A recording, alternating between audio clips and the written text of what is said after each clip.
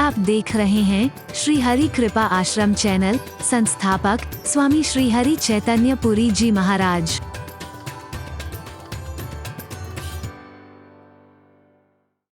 को खराब किया है तो इसके सुधारने के लिए जागरूक भी तुम्हें ही होना पड़ेगा। आज शर्म के मारे सिर नीचा झुक जाता था, अब तो सारा विश्व जानने लगा है। ये हरि चैतन्य जी से ऐसी बात नहीं कहनी है, पर पहले जब आते थे, महाराज जी प्रवचन कराना है आप। ठीक है भाई, कार्यक्रम बना हुआ है, मौका लगा तो आऊंगा, पर पहले ये बता दीजिए कितने लाख रुपए रोज लेते हैं। अरे ऐसे लगता था गर्दन काट दी। अरे मैंने कहा संत की वाणी बिकी हुई नहीं। क्यों जी? फलाने संत आते उतने लाख रुपए लेते हैं, फलाने संत आते इतने लाख रुपए लेते हैं। अब उन्हें पता लग गया है कि कम से कम हरि चैतन्य की वाणी तो बिकी हुई नहीं है। न कभी एक पैसा भी इस वाणी का स्वीकार किया था, न कर रहा हूं, न आगे करूंगा। इस छवि को भी तोड़ने की कोशिश की। आम आदमी से मिल नहीं सकते, आम आदमी से मिल नहीं सकते। क्यों नहीं मिल सकते? बिना पैसे के संत आ नहीं सकते। क्यों नहीं आ सकते? बिना सिक्योरिटी के संत चल नहीं सकते। क्यों नहीं चल सकते? देख लो पीछे को बॉडीगार्ड तो नहीं खड़ा है। अरे वो और यहां तो क्या बॉर्डर पे भी नहीं, पूरे विश्व के किसी कोने में भी नहीं। मारेगा तो बॉडीगार्ड भी मार जाएगा, लेकिन मेरा जो बॉडीगार्ड है वो कदम कदम पर रक्षा करता है। वो आपका भी है, अगर बना लो तो कदम कदम पर तुम्हारी रक्षा करे। अगर वो रक्षा करे तो दुनिया में कोई बाल बांका नहीं कर सकता, और वो रक्षा ना करे तो फिर पता नहीं क्या। बड़ा दुख होता है, बड़ा अफसोस होता है कि जो संत भाषण देते हैं, ऐ संसार के लोगों भगवान पर भरोसा करो, वो तुम्हारी रक्षा करेगा, पर लगता है उन्हें खुद भरोसा नहीं है। वो बॉडीगार्ड लेके चलते हैं, बुलेट प्रूफ गाड़ियों में चलते हैं, बुलेट प्रूफ मंचों से चलते हैं। शर्म आती है हर एक को। अपने प्रति जो इस तरह की स्थितियां पैदा हो गई हैं, उन्हें तोड़ने की कोशिश करनी है, फिर से एक अच्छी छवि देने की कोशिश करनी है। आपने भी, मैंने भी, सबने। परमात्मा की कृपा हम सब पर हो जाएगी, और हो जाए बार बार कामना करता हुआ। फिर एक बार कोई गलत शब्द निकला हो उसके लिए क्षमा चाहता हुआ आज यहीं पर अपनी वाणी को विराम देता हूं। बोल वृंदावन में।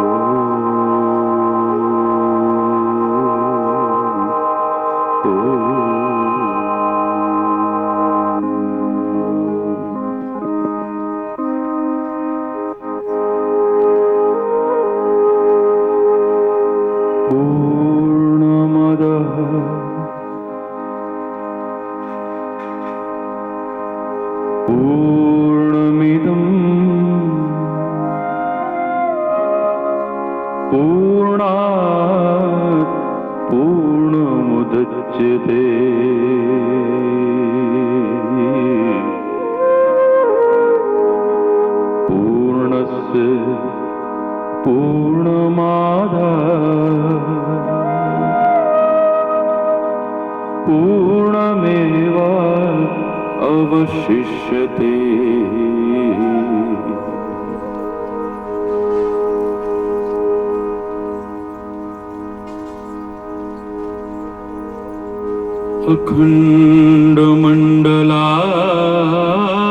अखण्डमण्डलाकारम् व्याप्तं येन चराचरम्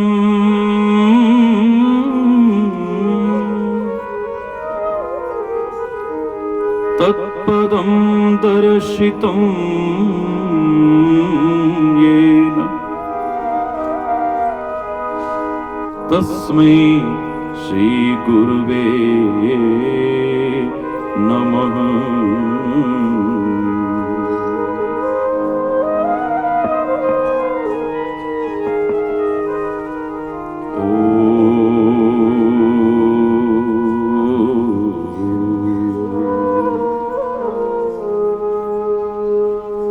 सहनावतु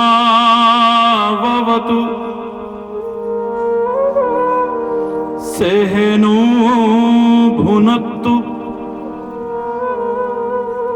सह वीर्यं करवावहै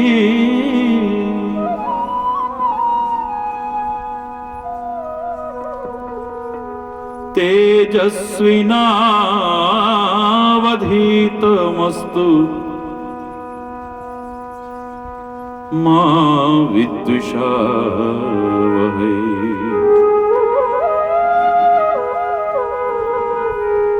ओम शांति शांति शांति।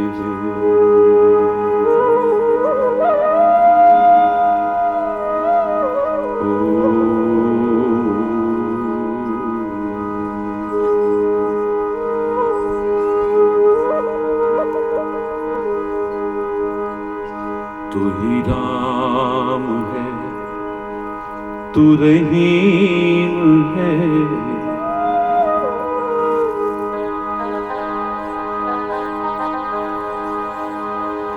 तू करीम कृष्ण खुदा। तू ही राम है, तू रहीम है, तू ही राम है, तू रहीम है, तू करीम कृष्ण खुदा हुआ। तू ही राम है।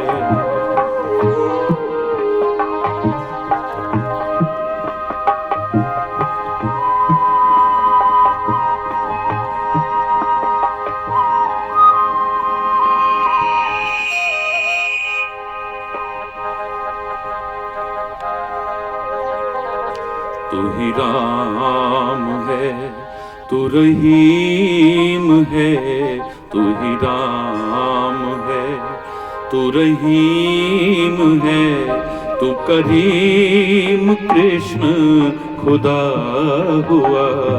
तू करीम कृष्ण खुदा हुआ। तू ही राम है, तू रहीम है, तू ही राम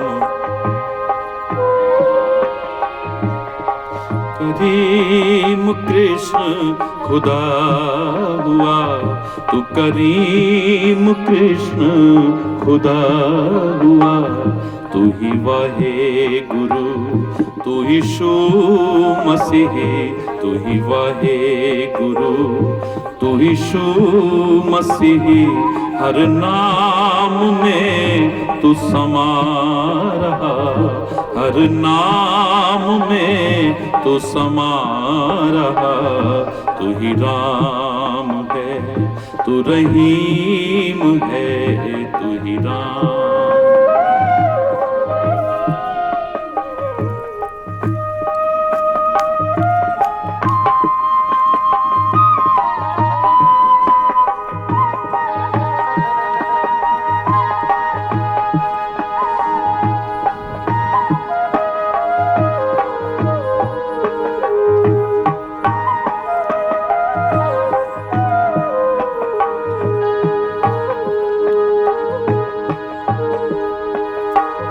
तेरी जात पाक कुरान में, तेरा दर्श वेद पुराण में।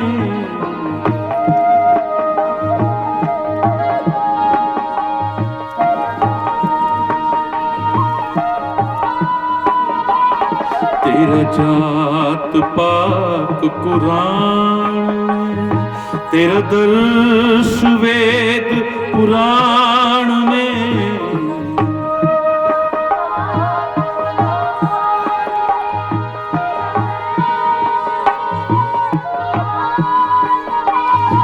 गुरु ग्रंथ जी के बखान में, गुरु ग्रंथ जी के बखान में तू प्रकाश अपना दिखा रहा, तू प्रकाश अपना दिखा रहा। तू ही राम है, तू रहीम है।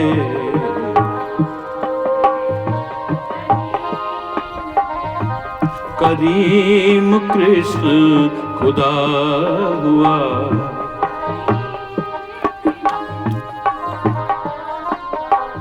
तू ही राम है, तू रहीम है।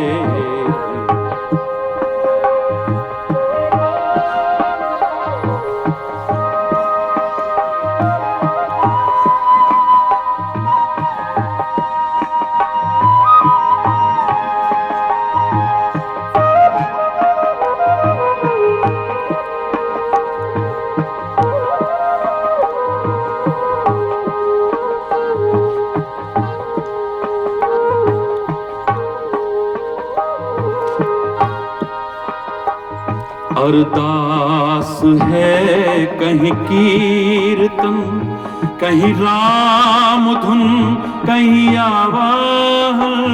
अरदास है कहीं कीर्तन,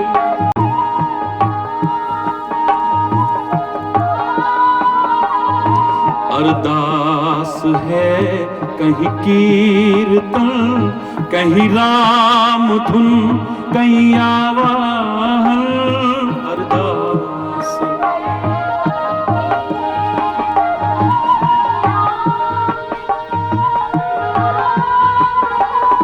विधि वेद का है ये सब रचन, विधि वेद का है ये सब रचन।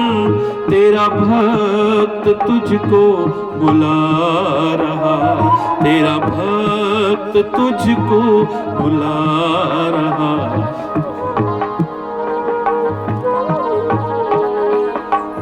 तू ही राम,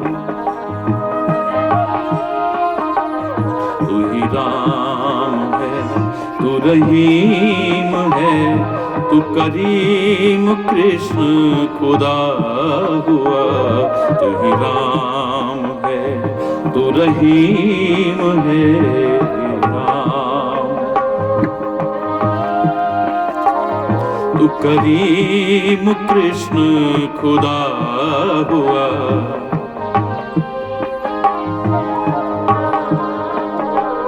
तू ही राम है, तू रहीम है। तू ही राम है, तू रहीम है, तू ही राम है।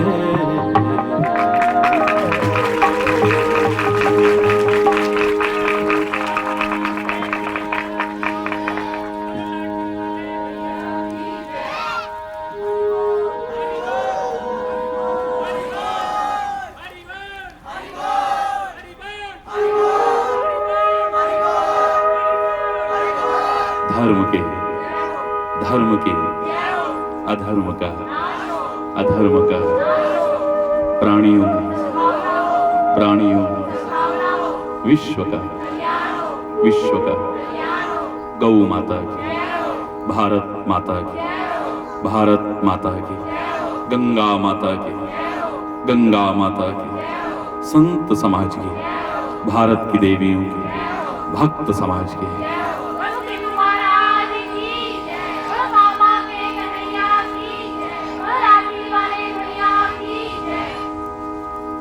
बोलो वृंदावन बिहारी लाल, जय जय श्री राधे।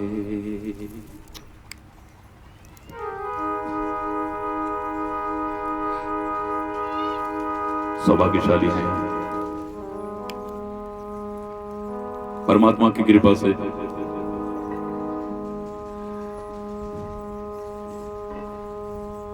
ये सौभाग्यशाली क्षण मिल रहे हैं।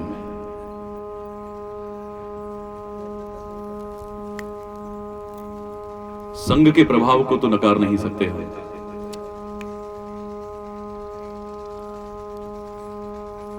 कल आपसे कहा कि एक धागा किसी के गले में कोई डालने लगे, कोई पसंद नहीं करेगा, खुश नहीं होगा और शायद डालने भी ना दे। लेकिन वो धागा अगर फूलों का साथ कर ले, हार बना लिया जाए, फिर किसी के गले में डालो, फिर देखिए संग के प्रभाव से सामने वाला भी खुश हो जाएगा, पहनाने वाला भी खुश हो जाएगा।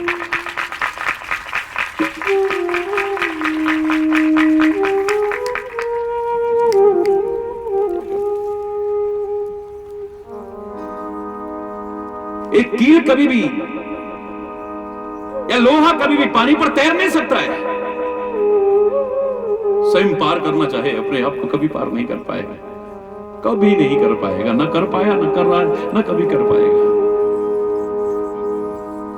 लेकिन एक छोटी सी पिन तो क्या, बड़ी बड़ी शिलाएं भी लोहे की अगर नाव पर रख दी जाए, लकड़ी का साथ कर ले, नाव का साथ कर ले, तो वो भी पार हो जाती है। संग का प्रभाव नहीं है तो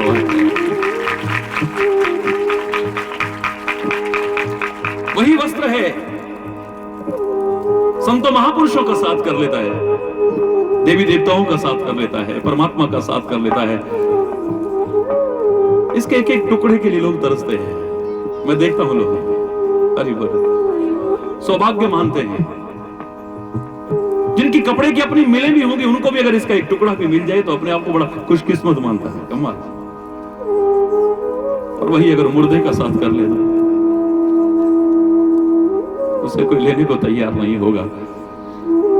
इस संग का ही प्रभाव है और क्या प्रभाव है, विचार कीजिए।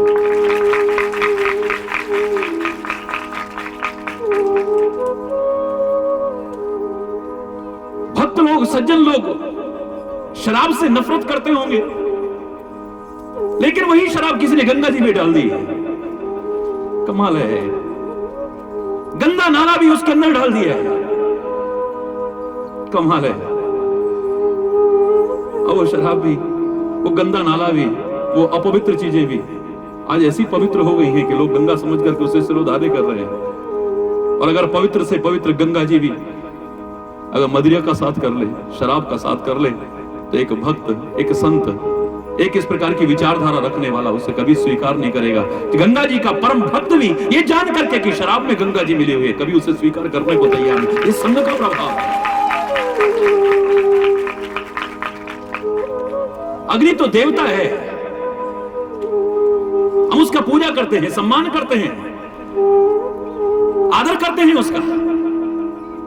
लेकिन वही अग्नि यज्ञ की वेदी का साथ कर ले, पुष्प चढ़ाए जाते हैं, रोली चावल चढ़ाया जाता है, उसका सम्मान किया जाता है, मंत्रोच्चारण किया जाता है,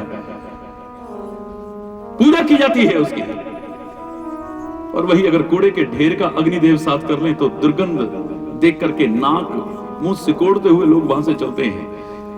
वही अग्नि देवता अगर लोहे का साथ करके लोहार की भट्टी के अंदर चले जाए तो उन परम पूज्य अग्नि देवता की पिटाई भी हमने अपनी इन आंखों से होते देखी है। आपने भी देखी होगी, कभी देख लीजिए।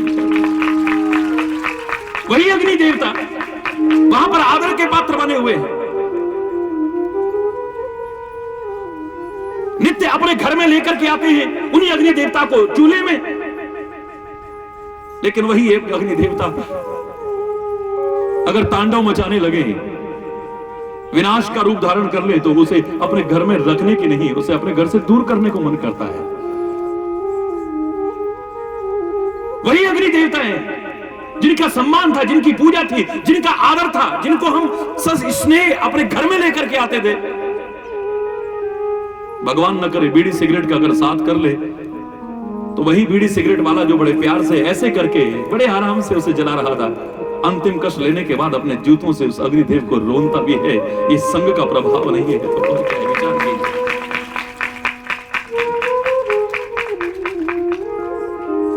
हंस बैठा है वृक्ष के ऊपर, उसी वृक्ष की एक शाखा पर एक कौवा बैठा हुआ है। वृक्ष के नीचे शिकार खेलने के लिए जंगल में आया हुआ राजा थोड़ी देर विश्राम के लिए बैठ जाता है।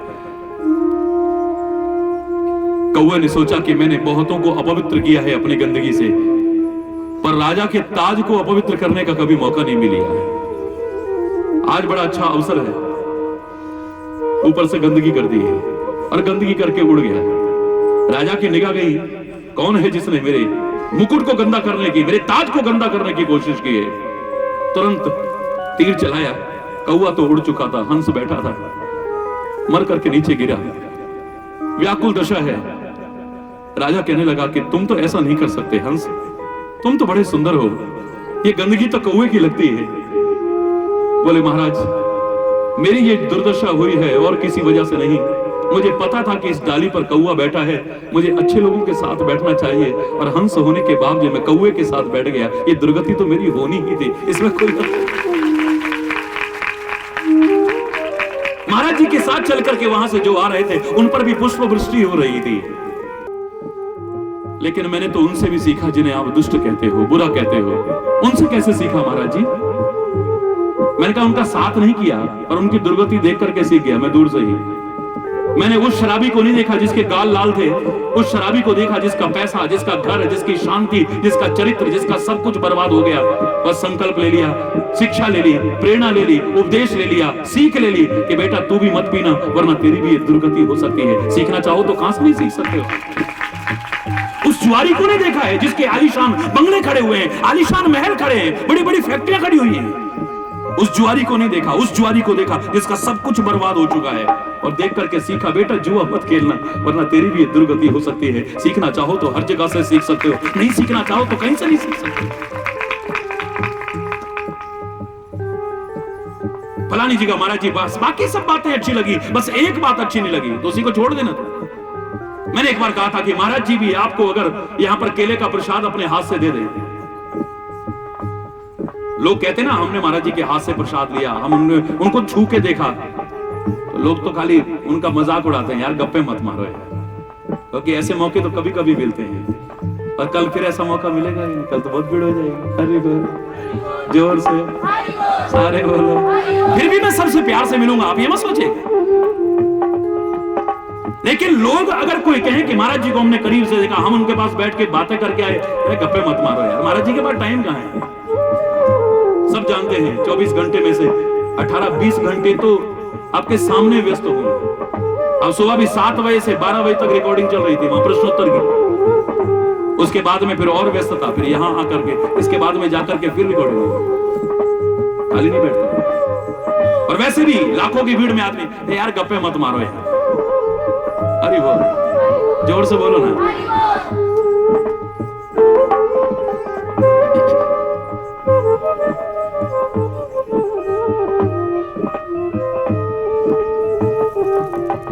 मैं तो वो बात बता रहा हूं आपको कि सीखने वाला कहां से नहीं सीख सकता, लेकिन अगर कभी सौभाग्य से मौका मिले और महाराज जी ने अपने हाथ से तुम्हें प्रसाद पकड़ा दिया, अब आप बड़ी श्रद्धा से आए थे महाराज जी के पास में, बड़ी सुंदर भावना रखते हो आप, बड़े प्रभावित होकर के आए थे आप, और महाराज जी ने आपको खिला अपने हाथ से दिया, पर कमाल है फिर भी आपने खाली उसका अंदर अंदर का ही खाया, छिलका निकाल के फेंक दिया। क्यों भाई? बादाम पकड़ा दिए आपने, अंदर का खाया, बाहर का निकाल के क्यों फेंक दिया भाई? और महाराज जी तो क्या साक्षात परमात्मा भी आकर के अपने हाथ से आपको दे दे, आप बेसुध हो चुके पर फिर भी आपको सुध रहेगी कि आपके अंदर गिरी ही जाए बाहर का छिलका। बोलो ना, सब जानते हो, खाली जबरदस्ती मेरे मुंह से क्यों कहलवा रहे हो? आपकी प्रवृत्ति है कि आपको जो अच्छा लगता है उसे लेते हो, जो आपकी निगाह में वैसे खराब नहीं है। केले के छिलके के अपने गुण हैं, बादाम के छिलके के अपने। परमात्मा ने जो चीज बनाई है, प्रकृति ने जो चीज बनाई है, वो बेकार नहीं है सृष्टि में, हर चीज उपयोगी है, लेकिन आपकी निगाह में उपयोगी नहीं है, आप उसे फेंक देते हो, और जो उपयोगी है उसे ले लेते हो। तो यहां भी या कहीं पर भी जो आपको अच्छा लगे उसे ले लो, जो बुरा लगे छोड़ जाया करो ना। क्यों ले जाते हो ऐसा? क्यों अपने दिमाग को खराब करते हो? मेरी बात अटपटी लगेगी लेकिन सोचिएगा इसे, मत करिए ऐसे लोगों का साथ। और अगर कभी संयोग से ऐसा साथ हो भी जाता है तो वहां से जो अच्छाई मिले ले लो, बाकी छोड़ जाओ वहीं पे। दिमाग को अशांत मत करो, करने को तो चाहे जितनी बातें मिल जाएंगी आपको जिनसे दिमाग खराब कर सकते हो आप। अरे बोलो, तो सत्य का साक्षात्कार आपको हो भी जाए तो भी हर एक को बताने की कोशिश मत कीजिए, हर एक के साथ बैठकर के उसकी चर्चा करने की कोशिश मत कीजिए। हो सकता है उस सत्य से लोग विरोध रखते हो, सत्संग से विरोध रखते हो, आप तो सोचोगे कि हम उनको भी सुधार के दिखा देंगे, पर मेरे को लगता है उनको सुधारते सुधारते कि खुद मत बिगड़ जाना, इस बात का डर है। ऐसा ना हो कि उनका कोई तर्क ऐसा आपको मिल जाए और आप उसका उत्तर ना दे पाए तो आपकी भी बुद्धि भ्रमित हो जाएगी। अरे बोल। उन्होंने कहा पत्थर में भगवान कहां से हो जाएंगे, दिमाग खराब है तुम्हारा, बुत परस्त कहीं के। हाँ यार, पत्थर में भगवान कहां से हो जाएगा? वो तो बाई चांस अगर कोई हरिचेतन जैसा मिल गया, वो कहेगा भैया इनसे जरा पूछो कि भगवान कहां होता है। फिर जाके पूछा, उनसे पूछा भगवान कहां होता है। उन्होंने कहा भगवान तो सर्वव्यापक है, कण कण में है, जर्रे जर्रे में है। महाराज जी वो ऐसा कह रहा था, तो मैंने कहा जाके पूछना फिर पत्थर में क्यों नहीं है। अगर वो सर्वव्यापक है, सब जगह है, तो पत्थर भी उस सर्वव्यापक के दूर नहीं रह सकता है। अगर वो कण कण में है, जर्रे जर्रे में है, सर्वव्यापक है, तो पत्थर में भी होना चाहिए तेरे अनुसार भी। अगर तू कहता है कि पत्थर में भगवान कहां से आ गया, तो इसका अर्थ वो सर्वव्यापक हो ही नहीं सकता है, सब जगह हो ही नहीं सकता है। क्योंकि एक चीज तो तूने भी पूछ ली कि पत्थर में भगवान कहां से आ गया। तू कह रहा है कि पत्थर में भगवान कहां से आ जाएगा, बोलिए। अरे बोल कि पत्थर में भगवान कहां से आ जाएगा। तो मैंने कहा भाई तू बता दे भगवान कहां। बोले वो तो सब जगह है जी। मैंने कहा सब जगह हो ही नहीं सकता। क्या कह रहे हो महाराज जी। मैंने कहा फिर तू क्यों कह रहा है कि पत्थर में भगवान कहां से आ गया। अगर सर्वव्यापक है तो इसमें क्यों नहीं, कण कण में है, जर्रे जर्रे में है, तो इसमें क्यों नहीं। लेकिन आप अगर उत्तर न दे पाए तो आपकी बुद्धि भ्रमित भी हो सकती है। क्योंकि हमारी स्थिति क्या है, उसने ऐसा कहा, हाँ यार बात तो ठीक है।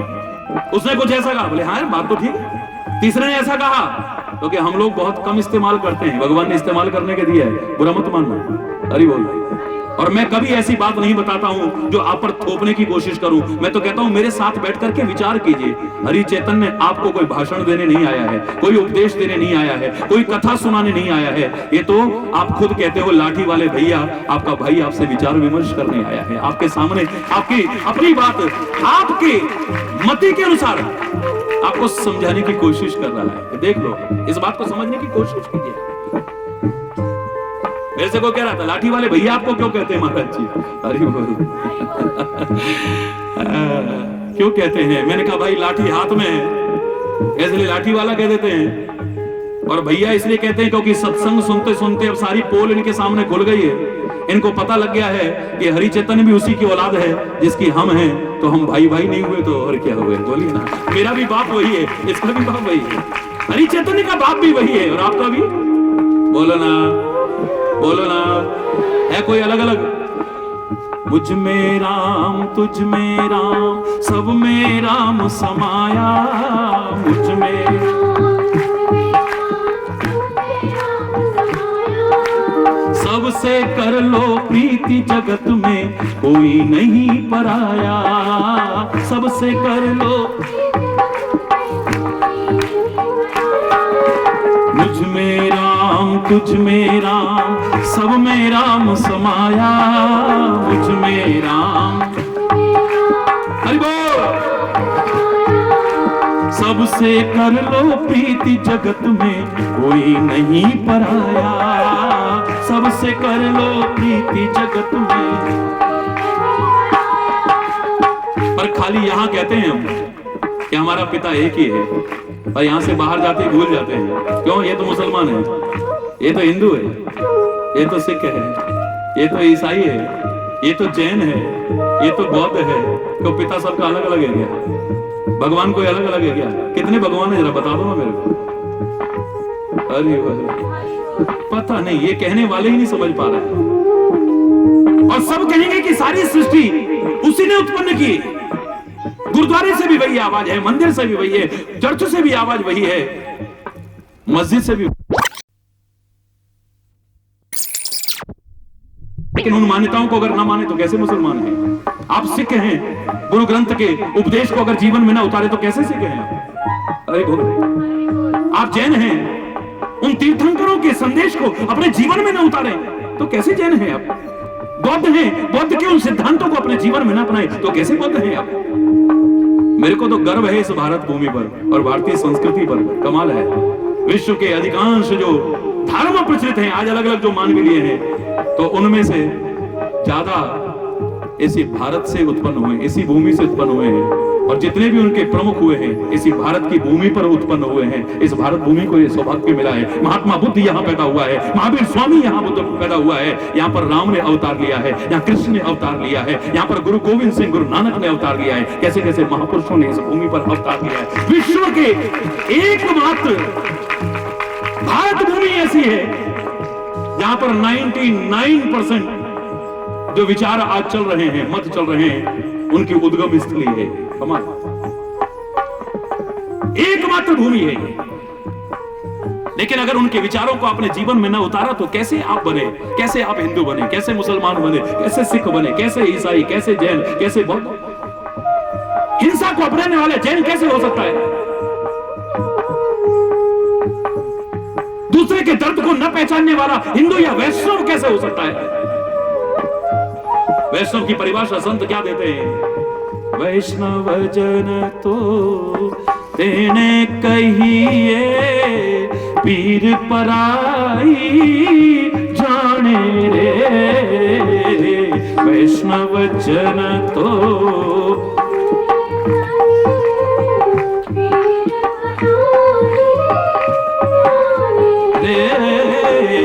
वैष्णव जन तो तेने कहिए पीर पराई जाने रे। वैष्णव जन तो अब जो पराये दर्द को नहीं पहचानता है वो वैष्णव कैसे हो सकता है? वो भक्त कैसे हो सकता है? वो हिंदू कैसे हो सकता है? वो संत कैसे हो सकता है? किसी ने कहा था कि पीर कौन है, फकीर कौन है? जो पराई पीर को जानता वो पीर हो सकता है, और जो पराई पीर को नहीं जानता वो तो बेपीर हो सकता है। पीर कभी भी नहीं हो सकता है, संत कभी भी नहीं हो सकता है। वो पीर नहीं हो सकता है, वो संत नहीं हो सकता है। और मैंने तो यहां तक कहा था, गीता पे चल रहे ना ये कुरान पे चल रहे, हिंदू ना मुसलमान है मेरी गली के लोग। अरे बोलो ना, हम गीता पे चल रहे हैं, ना कोई कुरान पे चल रहा है, ना कोई गुरु ग्रंथ पे चल रहा है, ना कोई बाइबल पे चल रहा है। अगर किसी पे भी चल जाए तो कहीं भी हिंसा का, कहीं भी दूसरे के साथ द्रोह करने का, किसी का दिल दुखाने का, किसी का हक छीनने का, किसी को सताने का संदेश आपको कहीं पर नहीं मिलेगा। सच्ची तरह से अपना करके तो देखिए, एक सच्चे कोई भी आप बनने की तो कोशिश कीजिए। इसलिए मैं कहता हूं कि सच्चे धार्मिक बनिए, आप खाली इन शब्दों के साथ जुड़ने की कोशिश मत कीजिए। हम धार्मिक नहीं बने, हम धार्मिक कितने हैं? जो हैं वो अपने आप को खुश नसीब समझिएगा, लेकिन सोचिएगा यहां पर तो मैं धार्मिक बन रहा हूं और अभी किसी का दिल दुखा दूंगा। अरे बोल, वैसे मैं अपने आप को धार्मिक समझता हूं पर किसी की भावनाओं को आहत कर दूं मैं। मेरे गुरु के लिए कोई कुछ गलत कहे मुझे बुरा लगता है, पर दूसरों के गुरु और संत के लिए मैं चाहे तो गलत कह दूं। मेरी बेटी को कोई सताए मुझे बुरा लगता है, पर पराई बेटी जो मेरे घर में आए मैं उससे सता दूं। मेरा कोई अपमान करे मुझे बुरा लगता है, पर मैं किसी का अपमान कर दूं। किसी के कोई मेरे धर्म के खिलाफ कोई गलत बात कहे मुझे बुरा लगता है, तो किसी के धर्म के खिलाफ चाहे जो बोल दूं मैं। कैसा धार्मिक हूं मेरे तो समझ में नहीं आया। धार्मिक मैं हूं और दुकान पर जाकर के खान पान की चीजों में मिलावट करूं मैं? बुरा मत मानिए जो ऐसा करते हो। अगर ऐसे हो तो मुझे नहीं लगता कि यहां ऐसे आए होंगे, क्योंकि यहां इस प्रकार के लोग आने की हिम्मत ही नहीं कर सकते। अब विचार कीजिए। लेकिन ये संदेश तो फैल रहा है ना, पूरे शहर में फैल रहा है और पूरे विश्व में जाएगा ये। अपने आप को हम धार्मिक समझे, लोग हमें धार्मिक समझे, लेकिन धार्मिकता अगर हमारे अंदर नहीं आई, धर्म का सार अगर हमारे अंदर नहीं आया है, और धर्म का सार क्या है? आत्मनः प्रतिकूलानि। जो अपनी आत्मा को प्रतिकूल लगे वो व्यवहार किसी से कभी मत करो। आपको अच्छा नहीं लगता कोई गाली दे तो आप किसी को गाली मत दो। आपको अच्छा नहीं लगता आपको कोई अपमान करे, आप किसी का अपमान मत करो। आपका कोई तिरस्कार करे, आपको अच्छा नहीं लगता आप किसी का मत करो।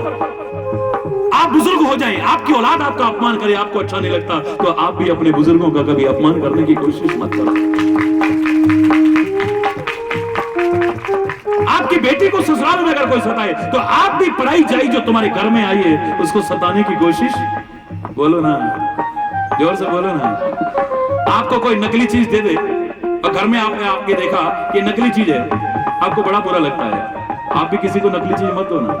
आपको कोई कम तोल के दे, आपको बड़ा बुरा लगेगा, गुस्सा आएगा आपको। आज तो हमने बाई चांस तोल लिया यार, घर में तराजू दी दो, ये तो 1 किलो के 800 ग्राम ही निकले हैं, तो तू भी कम मत तोलना। अरे मिलावट तेरे को कोई करके कोई चीज दे दे और तेरा स्वास्थ्य खराब हो जाए, तेरे को बड़ा बुरा लगेगा। तेरे घर के लोग उससे लड़ने चले जाएंगे, तूने हमारे आदमी को बीमार कर दिया है। तो तू भी किसी चीज में मिलावट मत करना। नकली दवाई तुम्हारे पास आ जाए और तुम्हारे बच्चे को कुछ हो जाए, तुम्हें कैसा लगेगा? तो नकली दवाइयां बेच करके कम से कम किसी के घरों के चिराग बुझाने की कोशिश मत करो। ये जो विकृतियां आ रही है इसलिए आ रही है क्योंकि हम पराई पीर को नहीं पहचान पा रहे, हम दूसरे के दर्द को नहीं पहचान पा रहे हैं। हमें जब कांटा खुद लगता है तब हमें लगता है कि फलाने को ऐसा दर्द हुआ होगा। इतने वर्षों तक आतंकवाद की मार झेली मेरी इस भारत भूमि ने, कितने निर्दोषों का रक्त बहा, कितने अनाथ हो गए, कितने उजड़ गए, कितनों की मांग उजड़ गई, कितनों की कलाइयां सूनी हो गई, कितनों की गोदियां सूनी हो गई। और हम कहा करते थे ना, विश्व में जब आवाज उठाते थे हम भारत वाले बड़े पीड़ित हैं, प्रमाण लेकर के आइए। अरे वो कमाल है, क्या क्या हमारे साथ हुआ और हमसे प्रमाण मांगे जाते थे। मुझे दर्द उसका भी है जो अमेरिका में हुआ, क्योंकि विश्व बंधुत्व का भाव रखती है मेरी संस्कृति, मानवता मात्र का चिंतन रखती है मेरी संस्कृति। तो उनके साथ जो हुआ हमें उसका भी दर्द है, क्योंकि वहां भी निर्दोषों का रक्त बहा था। लेकिन कमाल है, जब उनके साथ में हुआ तब उन्हें लगा कि आतंकवाद क्या चीज है, तब उन्होंने आवाज उठाने की कोशिश की। तब नहीं कहा कि कोई सबूत लेकर के आइए कि किसके खिलाफ किसने ऐसा किया था तुम्हारे साथ। तो क्यों ऐसा?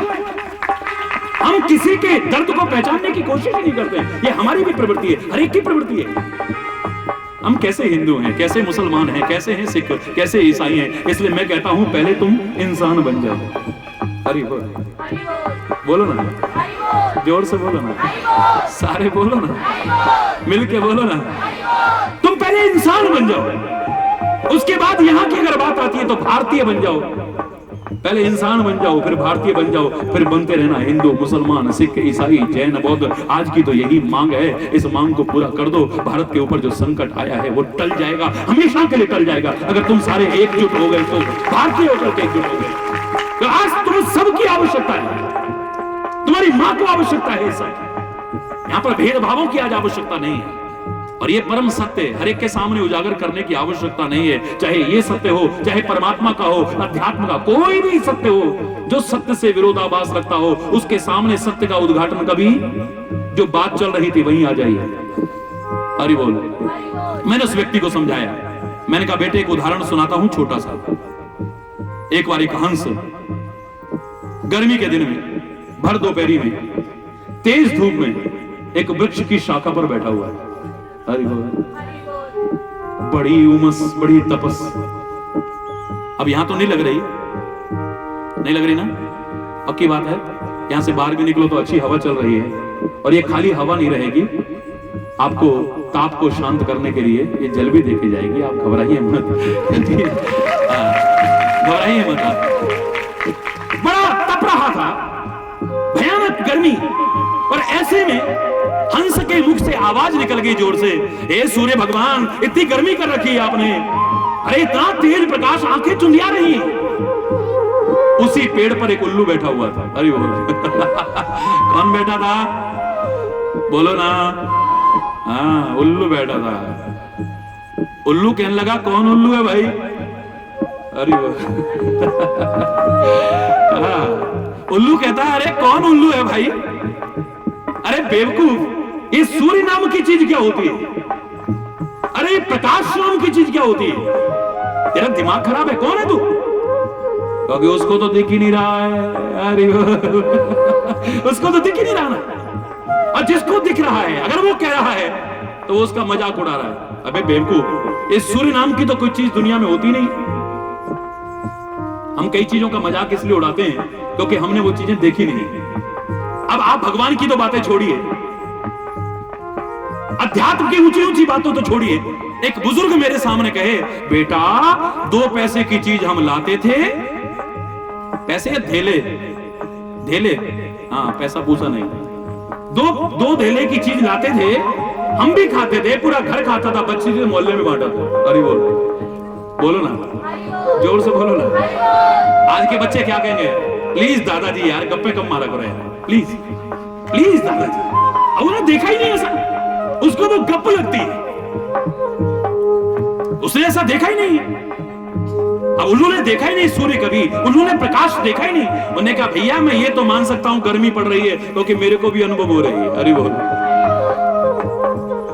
बड़ी तपन है, ये महसूस कर सकता हूं। लेकिन प्रकाश और सूर्य, अरे क्या बेवकूफी की बातें कर रहा है भैया। उन्होंने कहा बेवकूफी की नहीं भैया, अरे सूर्य होता है। अब बेवकूफ है जो बताओ ये कहे कि अब भगवान होता है। अब हमें कहने की भगवान तो है ही भाई, अगर कोई नकारे तो उससे क्या भगवान का अस्तित्व तो नहीं रहेगा क्या? अब तुम्हें खाली नहीं दिख रहा, इससे हम भगवान ना, बहुत सी चीजें हैं जो नहीं दिखती पर हम नहीं मानते क्या? इस तार में से करंट जा रहा है, दिख नहीं रहा तो मैं कह दूं इसमें करंट हो ही नहीं सकता है। अरे बोल, अरे कुछ कोशिश करो तुम्हें दिख भी जाएगा। ये साधन करो दिख जाएगा तुम्हें। माइक लगाओ, अच्छी फिटिंग करो, बल्ब लगाओ, कुछ पंखा लगाओ, कोई ऐसी चीज लगाओ, आपको पता लग जाएगा कि इसमें करंट है या नहीं। दूसरा काम मत करना, इसके पर्दे को हटा के देखो, फिर उंगली लगा के, अरे ये काम मत करना कभी, तुम्हें पता लग जाएगा कि इसमें करंट आ रहा है या नहीं।